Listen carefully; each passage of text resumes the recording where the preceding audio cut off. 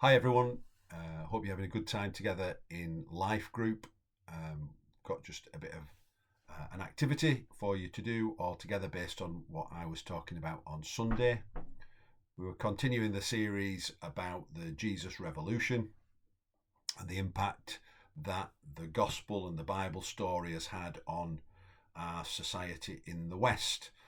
This week we're specifically looking at this idea of progress, particularly moral progress, that day by day, year by year, we're expecting society to get better, basically, to become morally better, to be more concerned about the weak in society, to make improvements to society so that it's a better place to live for everybody. And when we see that not happening, we sort of feel that that's not really the right thing.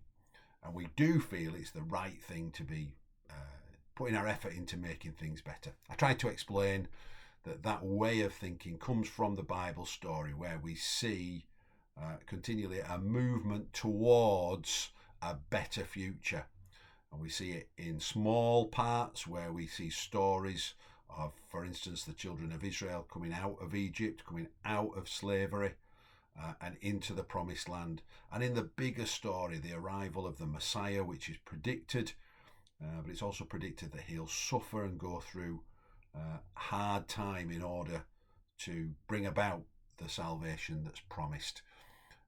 And we said that this sort of switches over to society as a whole, where we're continually expecting to do better and to be a better society. That's seen as a good thing. And I suggested that our friends and neighbours around us probably feel that same way, that it's a good thing for society to get better. And that's something that we can agree with them about. But my big question was, well, why is that the case?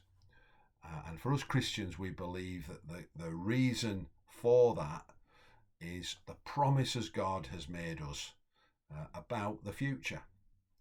People in society may not think that at all. They may think something different.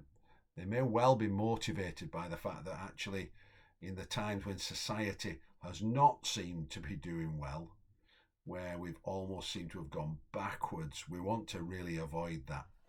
And things like the amount of deaths that happened in the Second World War, the amount of deaths and persecution that happened under various leaders in the 20th century. We see those sorts of things. We want to avoid those. We want to keep away from those. We want to keep moving forwards and upwards. And so I likened our situation to what we read about in Hebrews chapter 11, where we read about the promises God made to people, enabling them to live by faith in those promises and to put up with and work through hardship. Look specifically at the example of Abraham. And so I'd like you now to look at that passage in Hebrews 11 all together. Maybe read it through a couple of times just to get an idea about what the writer is saying about Abraham's situation and his ability to live by faith. The passage specifically is Hebrews chapter 11, verses 8 to 16. So why not read that through together out loud now, a couple of times after hitting pause on the video, and then I'll be back with you in a second. Okay, hopefully you've read that through and you've seen the promises that God made to Abraham. And part of my point really was that the promises God made to Abraham, he makes to us too as children of Abraham. We read about that in the book of Romans, where we now as Christians have become children of descendants of Abraham. And so the things that God promised him, God promises us too. And so I've got three questions I'd like you to briefly think about.